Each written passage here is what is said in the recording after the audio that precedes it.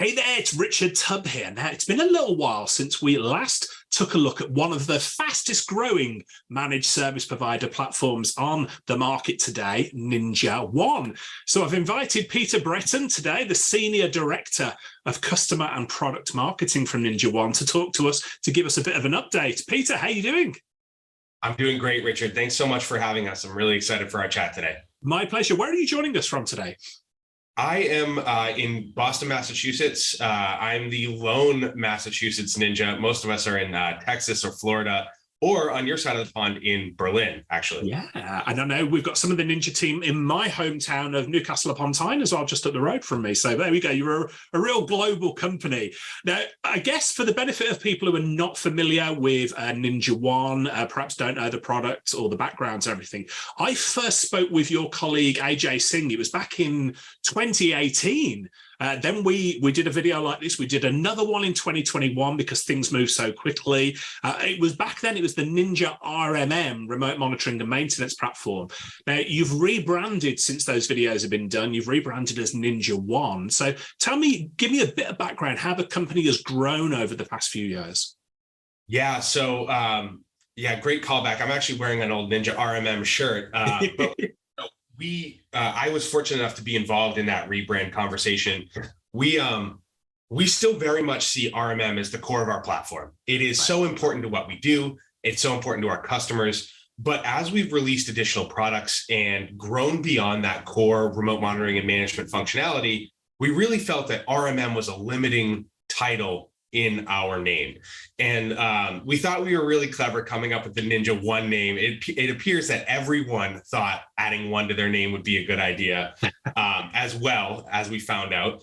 But yeah, we rebranded from Ninja RMM to NinjaOne as we released our backup product, our ticketing product, our documentation product, and as we develop additional products that will be coming out hopefully this year or early next. I was speaking to an MSP, a UK MSP, just the other day, and he was saying what a fan they are of these products that bring everything together under one roof. You and I have been in the industry a while. We know that old thing about everything, a single pane of glass. We know that's impossible, really, but there is a growing movement, isn't there, to reduce the vendor sprawl and bring things under one roof.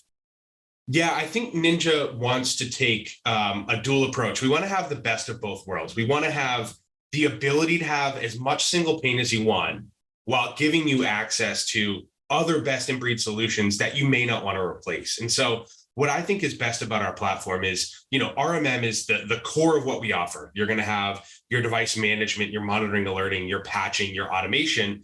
Everyone in Ninja gets that, every customer we have.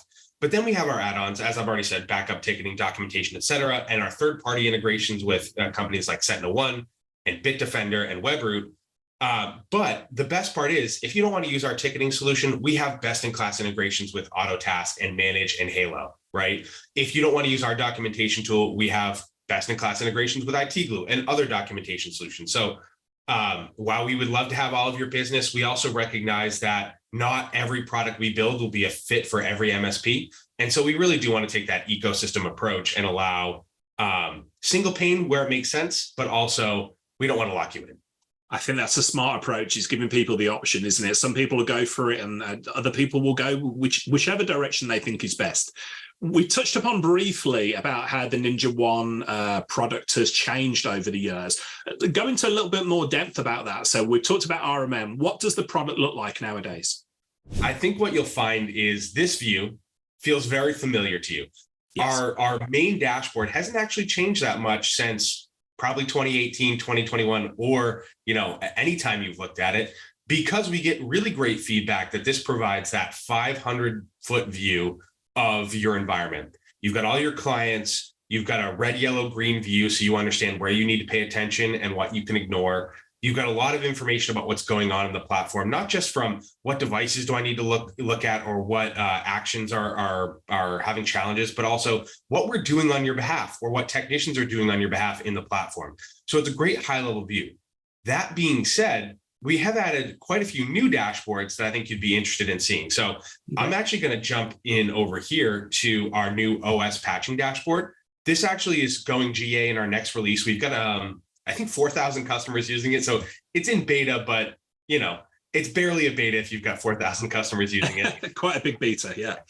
Yeah, and it gives you that high level overview of your patching stance, which we all know that's such a critical part of what MSPs do to secure their clients. Yeah. And what we wanted to do was give perfect visibility, but also make it actionable, right? So we can jump in here and we can filter by OS type or device type or patch category, whatever it may be. And I might as well do that while we're here.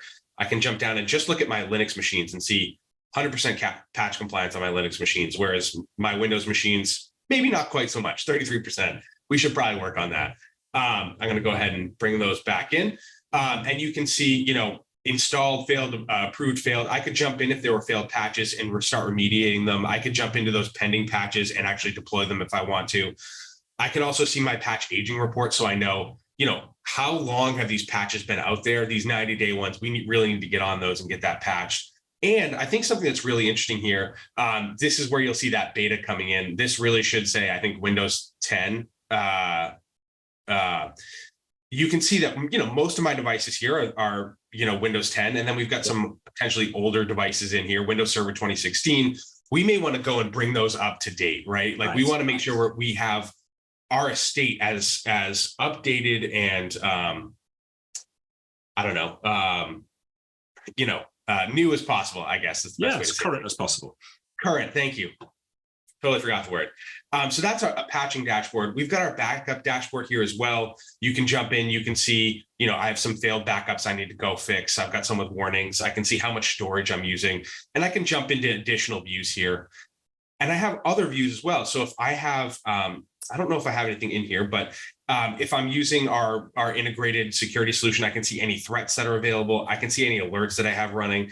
And so we're really giving you a new set of dashboards that allow you to dive into the things that you want to focus on. You know, if you've got a backup tech in your environment, they're going to spend a lot of time on that backup dashboard. Yeah. If you've got someone focused on patching and security, they're going to spend more time there. But it's all about surfacing data for you in an actionable way. Yeah. And I think what I'm most excited about our next release is actually our device search grid, which I want to show you because it's along those same lines of getting you more data better. So if we jump over here, this may look really different from the last time you saw Ninja. And in fact, a lot of our customers haven't seen this. Right. This is our search grid. Now, in the past, all we provided you is the device name and the device type. That's it. And so unlike pretty much every other RMM on the market, you had very little data in one kind of grid.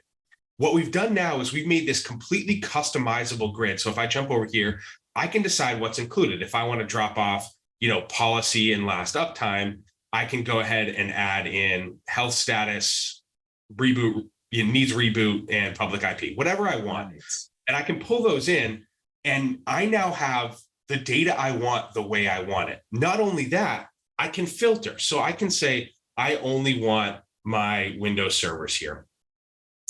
And now I have this particular group, and I'm going to go ahead and save that. And it's, you know, Windows servers here. Oops. Servers, Richard. I'm going to go ahead and save that. And if I go and let's say, I'm going to go ahead and jump back here to search really quick. I'm going to then load a group. You can see here that this view is a little bit different. And if I go and load a different view, the columns I see are going to be a little bit different. But if I go back and load that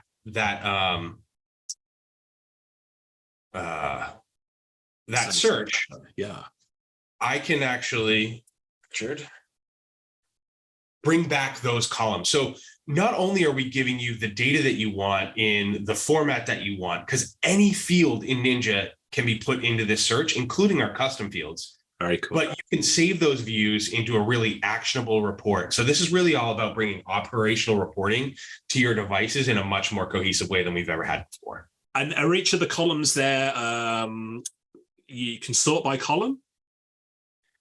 You can. Yep, brilliant. We'll find this out together. I'm thinking as a former MSP myself on that. This feature, this ability to to drill down based on any of the fields in there is really, really powerful. I can't tell you the amount of times that I've spent as an engineer looking for a device that's on a specific IP address and having to scroll through things. Well, imagine you can just sort by IP address, go straight to the device that you need, and it just makes that troubleshooting a lot faster. So really simple, but really powerful. I love it. Yeah, I agree. It's one of those things that I feel that, talking with our larger partners, it's been a pain point for them moving from other platforms that had something similar. Right. And so being able to kind of step up into that and provide them the same functionality, and I think in a better way, which is awesome, is really impactful. So yeah. That's kind of our dashboard set of views. We have one for ticketing as well, and that. But let's jump into the individual devices, because I think Ninja really shines here. I'm going to jump into an org here, one that really needs some help, Clean Teeth DDS here. And this one's got some problems. We've got some backup issues going on here, it looks like. Each client that you have is going to have their own tenant, their own view, which is great. You can jump in and you can see the tickets that are associated with them. You can see all the actions we're taking. Same as that top level dashboard. And again, we have the patching dashboard for them, the backup dashboard, et cetera. But where I think Ninja really shines is on the device view. I'm going to jump in here, and we've got this one workstation. And what we have here is that live telemetry data. Every 60 seconds, you're going to have telemetry data about the performance of the device. You're going to have all of the alerts. There's a lot going on in this device that needs some help. And these are actionable. I can jump in here and I can approve or reject these. I could push out patches. I could try to remediate this failed backup job, whatever it may be. You also have a full accounting of every single activity that's happened on this device, which is really, really fantastic, because you know what's going on at all times in Ninja. So you've got your basic device information, and you've got, IP address, you've got serial number, all that stuff that you might need. If I want more details, I can jump into this details tab and see all the information about this device. It's going to pull it live. So it takes a second there. We've got, all of the hardware details. We've got our event logs, et cetera. We've got our BitLocker key stored here as well, a bunch of information. But what I think is most cool, I'm going to jump back over here to the overview, is our remote tools. I really think they are best in class in the industry.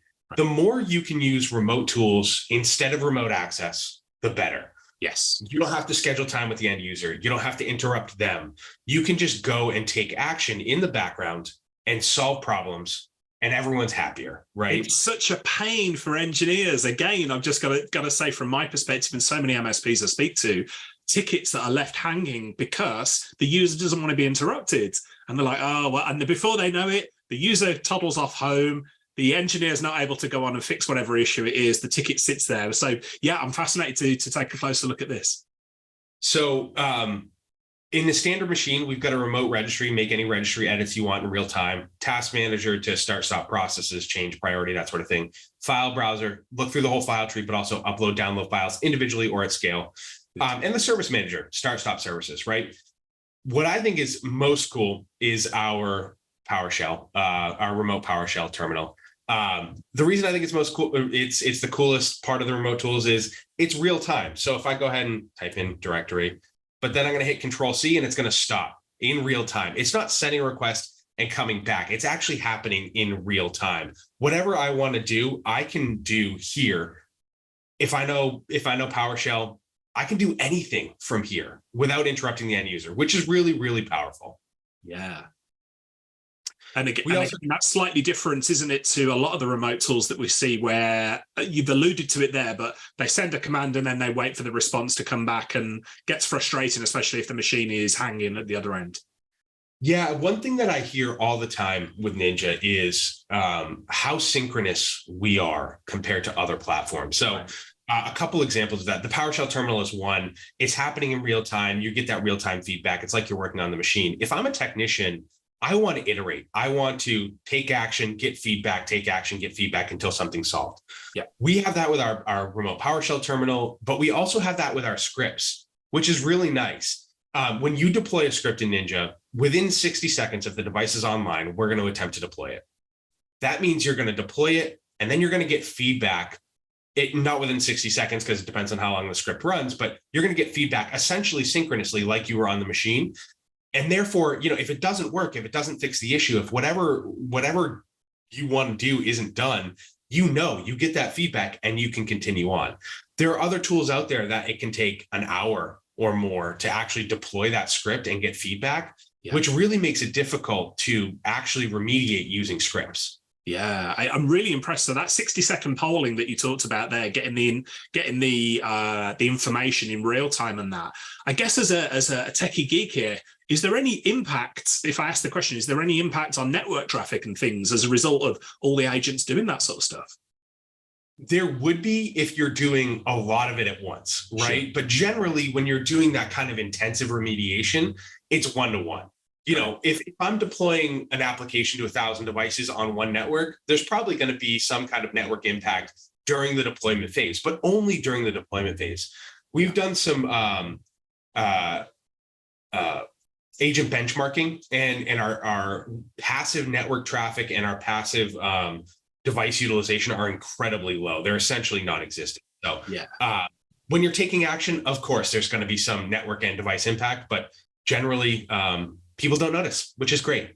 Excellent. I like to put myself in the shoes of the MSP here, ask the questions that our audience would typically ask. And so when I hear, oh, yeah, that's great, 60 seconds, we don't have to wait around, I know the first question they're going to ask is, what's the impact passively on the network there? So very, very low in that case. Awesome. Good question. A couple other tools I want to show here that I think are really cool. We do have our remote access tools, Splashtop, TeamViewer, our own remote desktop solution. I can hop in here, and I think I have TeamViewer installed. Give me a second here. Let's see what happens. I do. Cool stuff. We'll see this take off pretty quickly. Let's hope, if the device is online. Connecting. There we go. This is the most awkward part of any kind of demo here. Don't worry.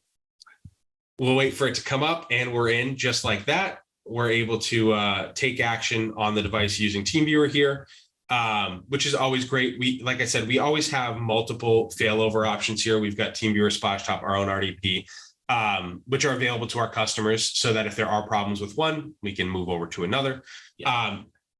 We also have all of these kind of out-of-the-box actions we can take. We can put it in maintenance mode. We can run patching for both OS and software applications. We can reboot the machine. We can create a scheduled task if we want something to happen in the future. And then we can run our scripts. And now, as I said, we are well known for our automation, primarily because we allow you to use the languages you already know, PowerShell, shell script, VB script, whatever it may be, and just give you a platform to use it on, right? So if I jump into my script library here, let's say I want to add a local user to this, a local admin user, I just hit that and hit apply. It's not going to work because I need to put in some parameters here, and then it would run, again, within 60 seconds. And I'd actually, let me run a script here so we can see. Let me find something. This is probably going to come back with nothing. I think it's checking what version of AnyDesk we have installed, but just like that, it runs. Yes. And then within, here we go. You see it showed up just as quickly as that. Yes. So no manual refresh in there. It just does it. Yep. And it ran, and it looks like, I didn't look into the script here, but it looks like it's trying to check something, and it ran and it's done just like that. And we have the feedback. And I think that's really critical to what makes us successful. So this actually speaks about a custom field right here. And so I want to show you those because I think those really set it apart. So I'm going to jump over here. It's probably a bit of a mess because this is a demo environment. We have, I think there's probably hundreds, if not thousands of custom fields here, but our custom fields are absolutely best in class. You can create a custom field at a global level or on devices based on their role, and they can be of almost any type. So we have dates, we have text fields, we have email fields, we have fields that are, multi-line, we have fields that are multi-select, but and then we have secure fields. Let me see if I can, here's one where we upload a file.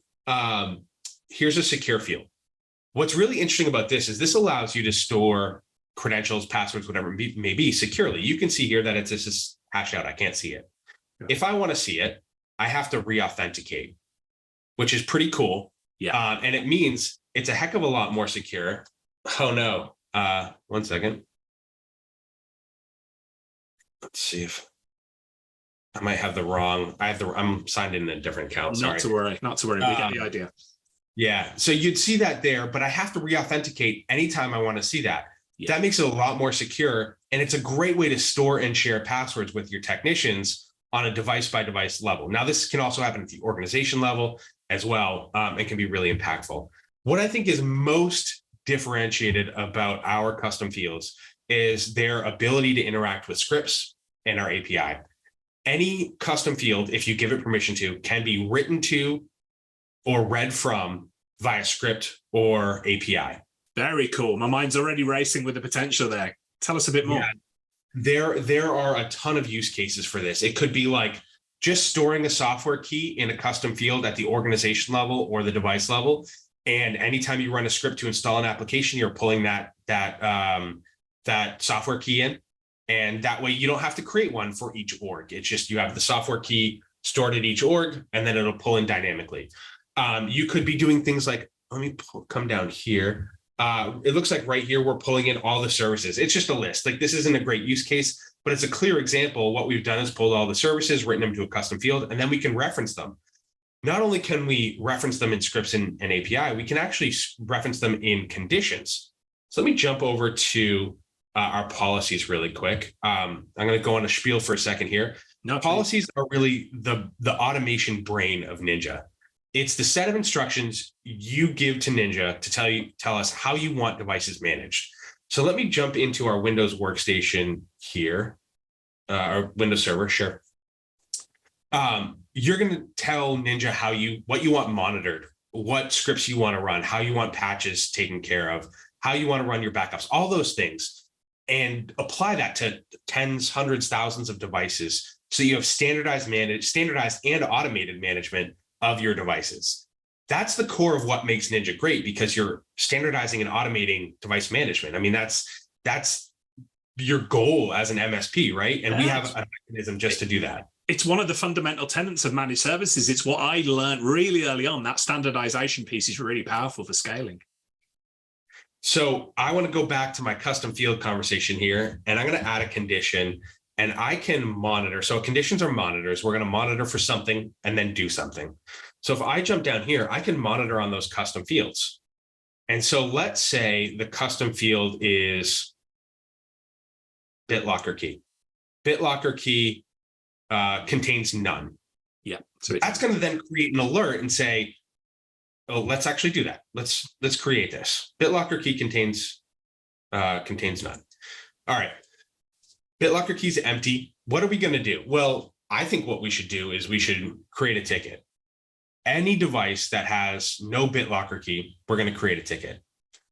That by itself saves me time. Anytime a device comes in, no BitLocker key, we create a ticket. My technicians go and solve it. Well, we can probably go a step further, and let's see here. See if I've got here we go. Get BitLocker, write BitLocker key to custom field. What we're going to do is we're actually going to then try to remediate that, right? We're going to see if there is if BitLocker is enabled, and pull that key and write it to the custom field. And that will then fill that custom field and end the alert. So not only have we detected, based on this custom field, that there was no BitLocker key stored in Ninja, we've opened a ticket, we've tried to remediate it, and now we're done. Now, if there is a BitLocker key and it just was never written to the custom field, good, we're all set. If not, we have the ticket, we can go and fix it. Yeah. And there are so many use cases here. One of the ones that I really like, and it's a bit convoluted, but I really like it because it highlights the power here. And I don't know if I have an example. It doesn't look like I do. What we can do is we can create a custom field that lists failed login attempts. I'll show you here. We can go and use the Windows event log, and we can say, I think it's the security one. I'm not going to type it in. And it's 4625, I think, is failed login attempts. And we're going to say every time you have a failed login, we're going to increment a field by 1. And let's say it gets to 10 in under 10 minutes. And this is all being written to a custom field, and it's detecting the Windows event log and updating it. We're then going to disable that user. Right. You can get really, really complex in your levels of automation here. You can build sequences of events that go on. Many people use it for really simple things. Many people use it for really complex things. I have a partner in Australia who's actually used custom fields and monitors, conditions to deploy a very complex VPN installation, do the configuration, and then monitor they've identified 4 key areas of failure, right? And they monitor those 4 key areas, alert and tell them specifically which point of failure failed, and create a ticket that they can go and remediate. And so you can see the power here of custom fields and our conditions. Yeah. If I can ask a question, I can see the power of this. Again, getting very geeky, very excited about the potential behind this. I know lots of MSPs are going to be watching and saying, actually, I want to do more stuff out of the box, though. So tell me what the community looks like behind this. The MSP community, you and I both know, it's unlike pretty much anything else in the world in that people help one another. The whole phrase, rising tide lifts all boats. What's the NinjaOne community look like for helping each other out with these type of things? I will answer that, but I'm going to answer something else first. Sure. One is we are trying to give you as much as we can out of box. One of the things I wanted to highlight in how Ninja's changed is our product leadership. Since the last time we talked, we hired a new SVP of product, Rahul Harani, and he's brought in some of the members of the MSP community, like Gavin Stone, Stephen Murphy, Luke Whitelock, Greg Smith, and others who are very well known in the MSP community. Definitely. I think some of them probably because they all live kind of around you.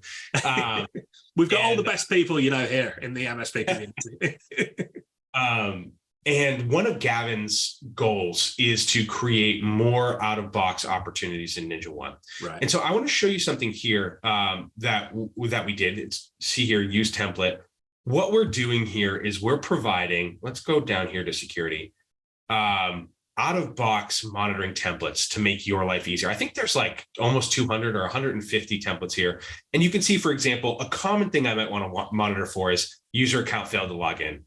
So I'm going to go ahead. I added that. I'll come back to that one in a second. User behavior, failed login attempts. Let's say server management. We've got, SQL 2012 services that are down, or, Exchange 2016 mailbox services down, or whatever it may be.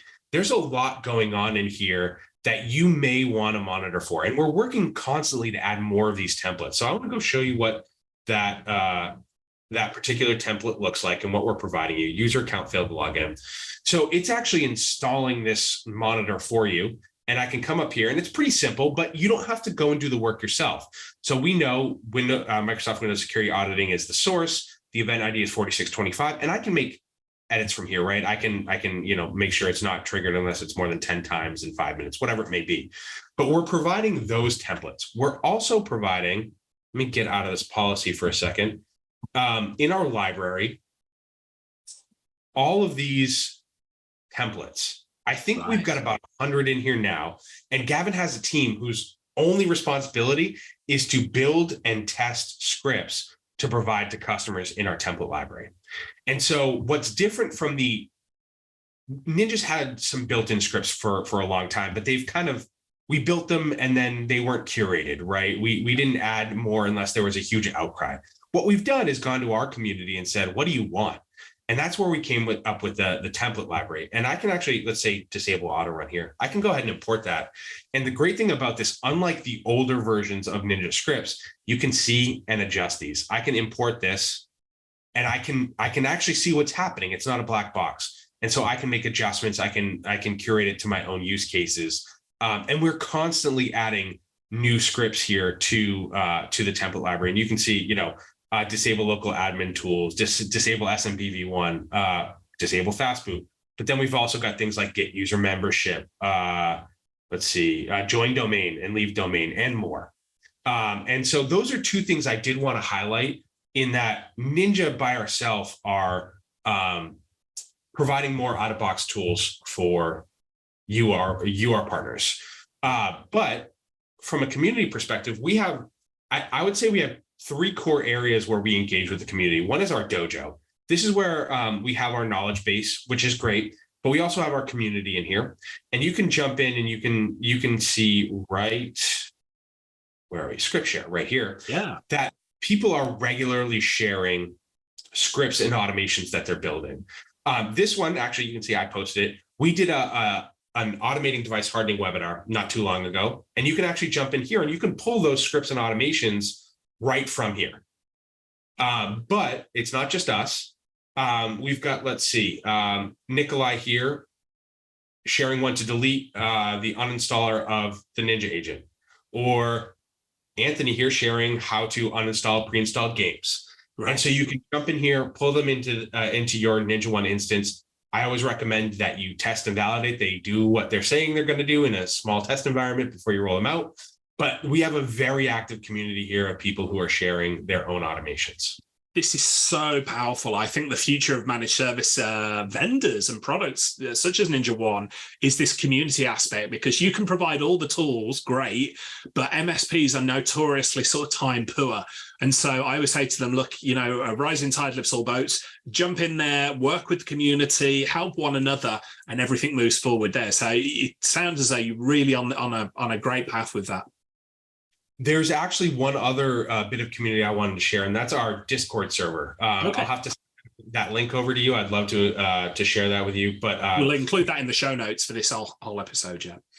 Thanks so much. We've got, I think 2,000. I may be wildly overstating, but I think 2,000 participants in our Discord server. It's run by our director of community, Jonathan Crow, and all of our product managers are actually in there. So you'll see Gavin and Luke and Stephen in there.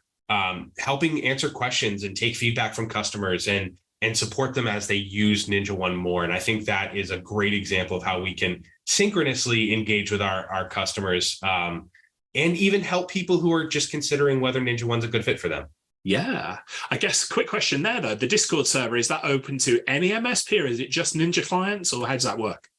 There's a debate going on, and I think we're landing on any member of the NinjaOne community. Yeah. That being said, we also do engage with the entire MSP community in MSP Geek, and we have a channel there that we would encourage you to join as well. And again, if you share those details with me, we'll put those in the show notes in the notes below this video as well. If I could rewind just a little bit, some questions that are coming into my head. So the new, as I said, the new dashboard looks incredible. It looks really easy to navigate. Which platforms does it work on? Is it, specific web browser? I'm just trying to think of some of the areas of frustrations I've seen with other platforms on other devices and that. So tell us about what the typical setup looks like. Yeah, our web browser login will work on, or our web app, I guess, will work on Windows, any device, any browser. We're not trying to limit you. Maybe like stay away from Netscape or, things like that. But otherwise, so I can't use my Lynx browser on the Atari 800 XL. What are you telling me? We can always try it. Amazon Silk. Let's see if it works. Our mobile app allows you to manage, it's not the full capability of the web app, but all of the sort of technician activities you might want to do, running scripts, remote access, device configuration, device information, anything like that, you can do via our Android and iOS mobile apps. Got it. And that's it. We've never made you install a thick agent, nor hopefully will we ever. You can really manage any device from anywhere, which is great. Yeah, makes a lot of sense. And we've looked at remote desktop. Another question I had about the security aspect of things. We saw some auditing. You could see everything that happens in there. How does NinjaOne help with the security side of things? I'm thinking multi-factor authentication. I'm thinking like keeping track of every engineering access to a machine, that type of thing. Yeah, there's a whole bunch I can talk about here, and a lot of it's new. I want to start, because I'm on the dashboard, with our activity feed. I can't understate how much this is beneficial for an MSP from a security perspective. It's also operationally very helpful, but every single thing that's happening in Ninja and on the devices managed by Ninja is tracked here. You can see technician logins with IP address. Brilliant. You can see, conditions being reset. You can see patches being run. You can see all your alerts, everything. And if I jump over here, not accounts, you can see all the different things that we're tracking. This is going to be visible to you and exportable for 3 months. So you have that information about everything that's happening in your system, which is super, super important in case something happens.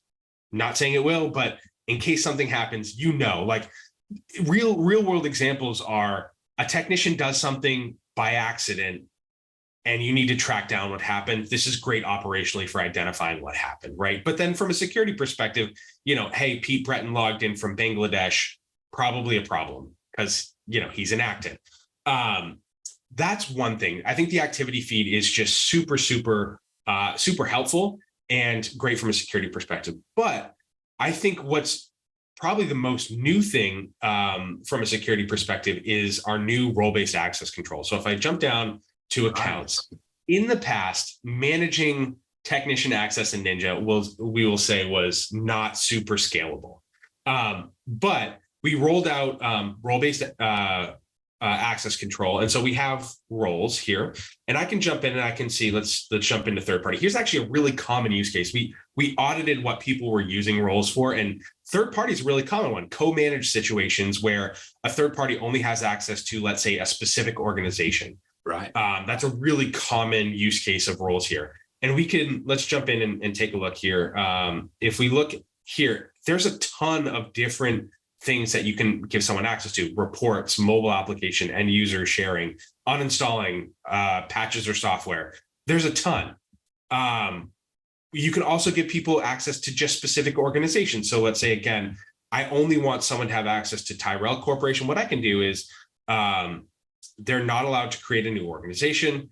Their default access is no access. And then I jump down here to Tyrell Corporation and I say they're going to have full access. What I can then do is give them access to everything else in the system, but they're only going to have access to Tyrell. Right. That's a perfect third-party example. We also have examples like if people only have like a backup management role, you can give them just access to that.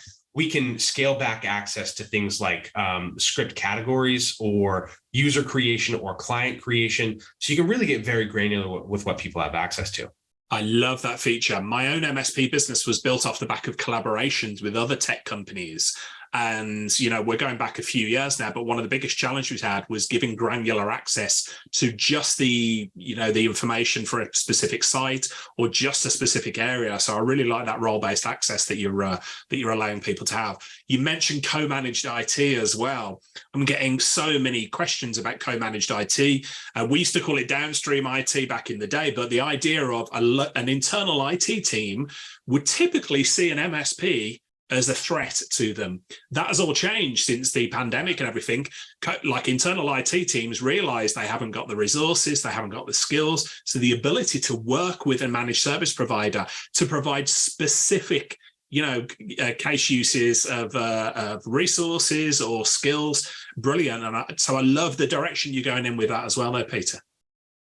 I read a statistic. I don't know how valid it is, but I like to share it. And that's, maybe like 40% of real SMB customers have engaged in MSP for full management, right? But something like 88, 90% have some relationship with an MSP for some level of management. And I think that's a great statistic because it shows how important MSPs are to effective running of IT across the SMB space. Yeah. We mentioned multi-factor authentication as well. I'm pretty sure I know the answer here, but want to check that's part of the bill. Not only is it is a requirement. You cannot log in to Ninja without MFA, but you also have, let me see where this is. Security right here. We have what's called a global administrative idle time. What that means is every 2 hours, you have to re-authenticate no matter what. You can also see IP restrictions here as well. But what I want to show you actually is when you go to take a potentially destructive action, if you haven't re-authenticated recently, it will actually force you to. None of those are windows here. So let me find Dr. Walsh's workstation here again. I'm going to run a script. I'm going to move you a little bit here. Here we go. Run script from library. Remove Ninja. Don't want to do that one.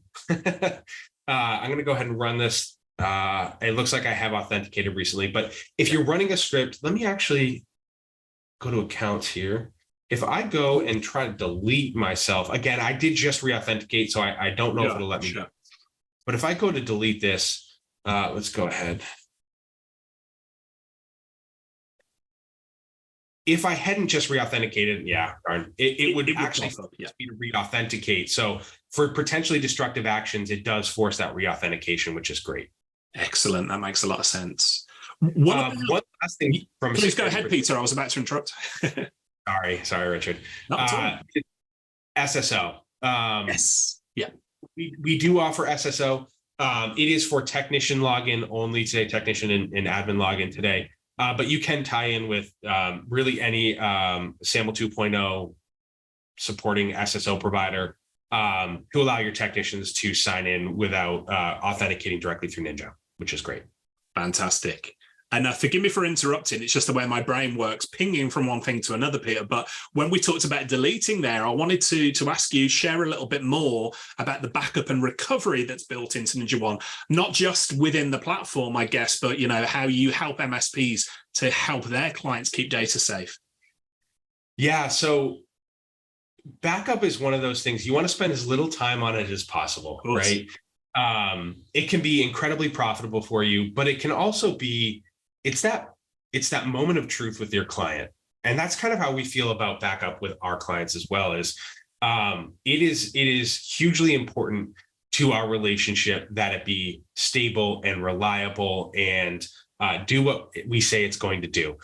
Just like that will be for you with your clients. And so because you're trying to minimize the administrative burden of backup while providing backup services to your clients to ensure that they're profitable, we think backup is one area where single pane really does make sense. You can see your alerts. So I'll jump into the backup dashboard here. But actually, you know what? This is a perfect view. You can see what's going on with backup. I've got a bunch of failed backup jobs here across. These are all VMs. I think they're all full. And so I think that's what's going on here. But you can see those alerts directly in Ninja. You can see them you can create tickets from failed backups. You can do everything around making sure your backups are working from a single pane. And I think that really does reduce the administrative burden of backup. You hear horror stories all the time of, hey, I set up backup. There were no problems. I went in 6 months later for the first time and nothing had been backed up in 3 months. Yeah. That really can't happen with Ninja because you have everything right here in front of you. You've got alerts. You can create alerts when things aren't backed up. You can create alerts when there are failed backups. You can send notifications when there are failed backups. And so you're really putting it right in front of you, which makes managing it makes it easier, but it also gives you huge amounts of peace of mind. Yeah, absolutely. So our backup solution is called NinjaOne Backup. Allows you to do cloud backup or backup to the cloud, backup to a local device, or both, hybrid backup, which is great. We do full image backup and file and folder only, which means if, for servers, you're going to do your image backup. But for in a lot of instances, if you're doing like a ransomware overlay for your clients' laptops, your end user devices, a ransomware overlay makes a lot of sense where you don't care about the OS. You're not going to re-image 200 machines if they get ransomed. All you care about is the productivity data, essentially. So you can really ramp down how much storage you're using if you're focused on just like the C drive and the files and folders that are on it instead of, your OS and all of that. So we offer both Windows and Mac, and it's all managed right here. So super easy to manage. As I said, it's actually set up in your policies. I can show you that in a minute. But you can see everything that's going on here. I can jump in and I can see those 4 failed backups. I can click in and it's going to bring me to them and I can see, let's see what's going on here. If I jump in and take a look, communication error, the devices were probably offline or went offline during the backup. So you can see what's going on there. But then I can actually jump in. And if I go to usage, let's find a device that's got a decent amount of usage. This domain controller here. And I'm going to jump over. I'm in backup right now. I can actually manage here. And I can also run plans if I want to, but let's go ahead and manage. We can see here I have an image. It looks like an image and a file and folder backup. I'm going to jump into the image one here. You can see I can actually go into a particular one here, and I can mount that and it's going to take a minute. And then I'm going to be able to go in and actually restore files directly from here. Superb. So you don't have to run both image and file and folder. If you're running image, you just don't need the file and folder. If you're trying to save space, you definitely want to go with that file and folder option. But let's see how long this takes. I don't know how big it is. I'll ask some questions while we're waiting for it to mount, if I may. So we've got a global audience for this video. You and I already talked about Ninja themselves. Have got people UK, Europe, North America, Australia, all over the place. Where is this data stored from these backups? And indeed, Ninja as a whole, how do you comply with GDPR and other sort of regulations? Yeah, we have a ton of business in Europe, and you guys are much better about data protection, data rights than we are in North America. So if you're in North America, we have multiple backup options across the US and Canada. If you're in Europe, we have them in our major areas like we have Germany, France, the UK, I believe others, but you can keep your data local and in your country, both for processing with NinjaOne or RMM and with backup. So you're not going to have to exfiltrate your data to the US, which we know is a huge challenge for our EMEA partners. So we will store that data in a safe location for you that complies with your local laws. Wonderful. Lots more questions about globalization, but I can see that we've got it mounted, so I'll come back to those. Yeah, so I'm going to just pretend here. Program files, I can go ahead and just download that and go ahead and start my restore by just downloading it and handing off a file if I need to. See if I can find an actual file here. Let's come on. Here we go. Yep, I can go ahead and just pull that out and make it available. I can do folders, I can do whole drives, whatever it may be. If I go back, let's see, up to, oh, come on. Here we go back to the file and folder level. What I think is really interesting here is I can actually jump in, and I can actually restore it directly to the device. Brilliant. So that was going to be my next question, because it's such a pain to bring it down and then push it back up somewhere. Yeah, if you're cloud mounting, you do have to download it and then restore. But if it's a file backup, you can actually restore directly. So let's say I pull this one here. I'm going to overwrite it, and I can actually restore it to the same device. Or I can even restore it to another device, which I think is great. And I get to decide where I want to store that. Very cool. So I'm going to go ahead and hit restore there, and you can see it's going to run. And then last but not least, we do support bare metal restore. So what I can do here, let me go back again. Back button is not super helpful in this situation. I can go ahead and download the image restore manager and generate an authorization code so you can actually restore this full image, which is what I would do. So I wouldn't use the web version here. I would use the image restore manager. Right. It's going to download. You can put it on a USB so you can run from there. And you can do a full image restore as well. Very cool indeed. This product has come along in leaps and bounds since I last saw it. So very, very cool. Oops, got some errors there. I would love to show you what backup management looks like here, though. I think that is going to make life really easy for our partners. So if I go to policies again, I'm going to handle my monitoring, my automations, my patching, et cetera, but backups as well. So I can see here, I've got my daily workstation backup. It's file and folder. I can jump in here and I've got a lot of options. I can choose when I want to back up, including every, I don't know, I choose 17 hours, but every hour if I wanted to. I can prevent the device sleeping so it doesn't shut off during a backup. I can wake the device for backup.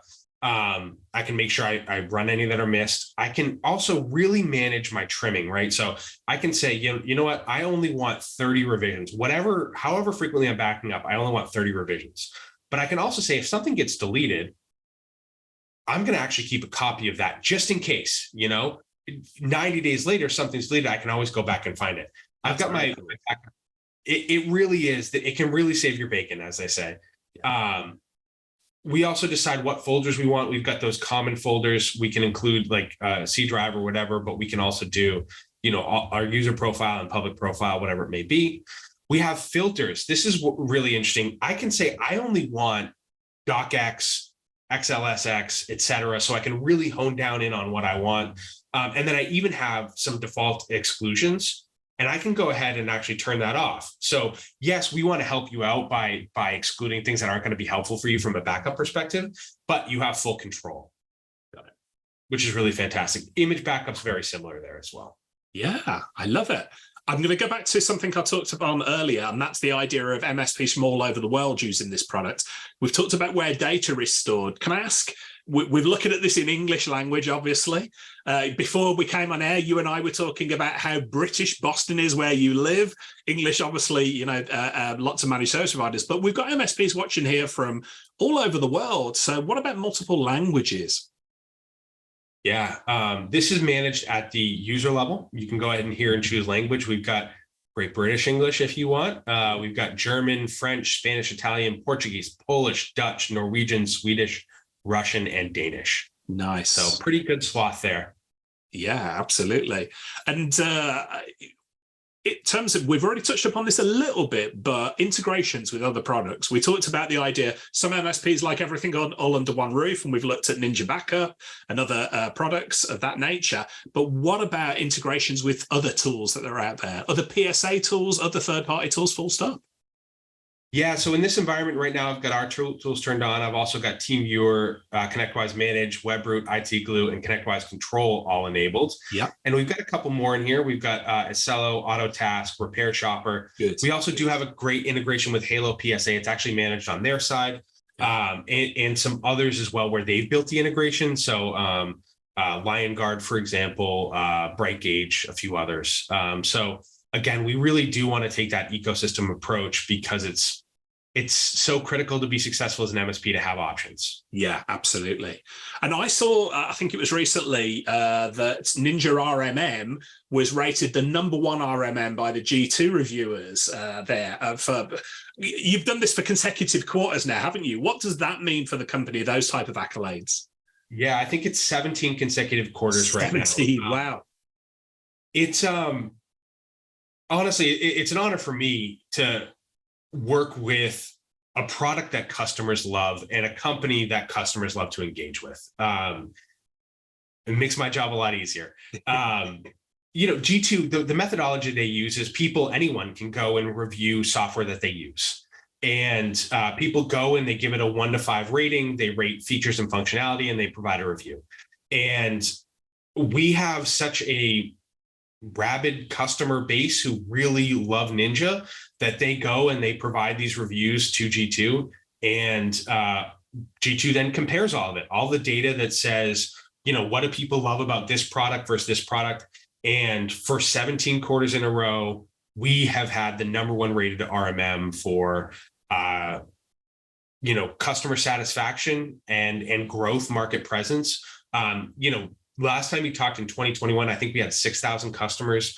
We're approaching 15,000 now. I think we're at almost 13 at the end of this month, which means we are growing incredibly rapidly, which they take into account. And those customers, they come, they sign up, they love the product, and they go and they tell the world about it, including G2. And that's how we've been the #1 rated in RMM, but also in patch management, in endpoint management. We're a leader in backup and remote access, in IT service management.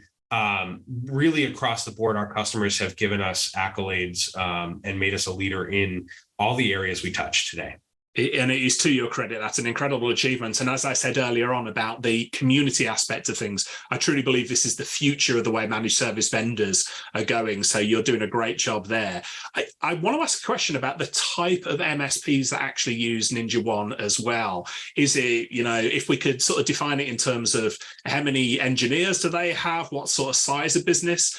Is there a sweet spot, or are you finding there's lots of different types of MSPs using the product? So we have partners that go from 50 endpoints to over 100,000 endpoints. Wow. You know, we have national franchise MSPs. We have true enterprise partners. But I will say that a lot of our partners sit in that 250 to 5,000, maybe 10,000 endpoint range. You know, there are a lot of great products out there for MSPs who are just starting up, who are price conscious, who need to get their feet under them, right? And what we find is that maybe that 50 to 150, 200 endpoint group may find that the the cost of NinjaOne, along with the comparative complexity compared to those other solutions, makes them a little wary. And so we maybe have a few less of those. But really, once you hit like that 250 endpoints, you've got a couple technicians, you've got a more complex operation, you have a more complex client needs. That's really when Ninja comes in and starts to shine, because you can invest in all the automation options that we offer. You can really dial in your best practices and standardize delivery through policies. You can leverage that single pane view and get all of the different tools in one place, but leverage the more complexity that Ninja offers and the power that we offer over those really more entry-level solutions. I will say that our largest MSP partners, there are things like the device search grid that we're just releasing that have been pains for them, but they find the rest of the platform so compelling that anything that might be missing or not quite there yet from a platform perspective is outweighed by the ease of use and the amount of automation they can achieve. That's awesome. And I appreciate you being so upfront about that, because it'd be easy to say, oh, yeah, it's a fit for everybody. Lots of MSPs made that mistake. Yeah, we work with everybody, which technically can be true, but actually we know that some tools are a better fit for some companies than others. Let's talk about not specifically pounds and pence or dollars and cents here, but the cost. How is NinjaOne licensed to MSPs typically? Yeah, we are a pretty basic per device pricing. As you grow in volume, you get discounts for that volume. Our add-ons are additional, generally priced per endpoint. So remote access, our security integrations, that sort of thing, do add additional cost on top. And then our other solutions like documentation and ticketing are a per user fee. That makes a lot of sense. So I guess looking at everything that's going on within the product now, and it's come on so much. I can't believe how much it's come on since I last took a demo of this product there. Do you help MSPs with looking for opportunities to use NinjaOne, maybe to sell into their client spaces a little bit more? Because I speak from experience as an MSP here, but often MSPs have loads of tools available to them, but they don't have that mindset of, oh, we could really use this as a revenue generator with clients. Do you help MSPs that way? Yeah, I think we can always do more. We do have quite a few white labeled materials that you can use from a marketing and sales perspective. We do a ton of customer education and webinars around things like how to sell backup, how to effectively leverage security solutions, how to grow your business. We generally partner with other vendors in the space to deliver this content. We have an annual ITX summit where we dive into things like MSP growth and leadership and effective security and that sort of thing. So I think primarily our method of helping is through education. Yeah. But I think we could always do more. Yeah. What about MSPs using NinjaOne as a platform to sell managed services into clients? Have you come across any businesses that are using it as like a foot in the door or the ability to actually get in front of clients and sell managed services to them? Yeah, I would say the big thing there is, using Ninja to deploy it out to a client environment. Yeah, get in there and then use the data they collect to identify. This is actually a really good opportunity to show, for example, pending patches here. You can take this, turn this into a report, and we have a reporting function, and show people, for example, you've got all of these outstanding patches and they have high criticalities. We need to go in and solve that. A 9.8 CVSS score is a big deal. That means there is a legitimate vulnerability that could be exploited in your environment that needs to be solved right now. That's one great example. A second one would be just using our Active Directory discovery and deployment feature to actually roll out through Active Directory, identify all your assets, and give an asset report back to the client. Say, these are all the assets in your environment. Here are your patching related vulnerabilities. Here's all this old software or software that you don't think you have that's unsupported. And, hey, we know you use TeamViewer for remote access, but you've got all these AnyDesk installations. Any idea what's going on there? You've got RDP open to the internet. We ran a custom script and all of these devices have RDP open to the internet. Those are challenges, and bringing those reports back to the client and saying, you've got some challenges. Here's how we can help you. Yeah, that makes a lot of sense. We're approaching the end of our time together. I know you've got other people to speak to, other things to do here, but I guess I'm conscious of asking, well, what could MSPs do if they want to find out more about this product? Is there anything that we've not looked at today that perhaps you think, oh, we should have looked at that before we go? I know there's so much to look at, but is there anything that is burning that you want to show us before we go? There are two things I want to share with you. Go for it. I'm going to bring up a slide because it'll be the easiest here. But I want to share with you some of the things that are coming really in the second half of this year. And I think a lot of these will be really, really fun to talk about. So the device search grid, as I mentioned, that's going GA in our next release at the end of August. But there are some others here as well. So our software package repository. This is something that I think over 1,000 of our customers have asked for. Right now in Ninja, when you deploy software, you run a script and you upload an installer and you run it and then it's gone. What we've done is we've taken that and made it so anytime you create a software package in Ninja, it's saved, custom icon, available to everyone so that you can actually deploy it much more easily and create a repository of software to deploy. There's a lot of time savings here. It frankly is something we should have done a long time ago, but we're finally bringing to our customers today, which is awesome. One that Gavin actually worked on that I think is super, super exciting is dynamic script forms. What we've done is we've abstracted parameters and variables from script creation and pulled them into the script deployment process. And this is a form that's automatically generated when you create the script that allows a level 1 or level 2 technician to actually use a form, a graphical user interface to actually insert script variables and parameters. Nice. So let's say I'm creating a new user on a device via script.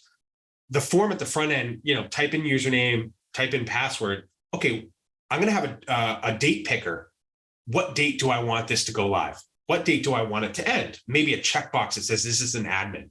And that way, as a level 1 or level 2 tech, I don't have to know how to script. I can just fill out a form, and my engineers have built the scripts in such a way that they're easily deployable by me. You've got a lot of left shift there. You've got a lot of ability to automate more because it doesn't have to be your level 3 tech or your engineers who are doing all of this.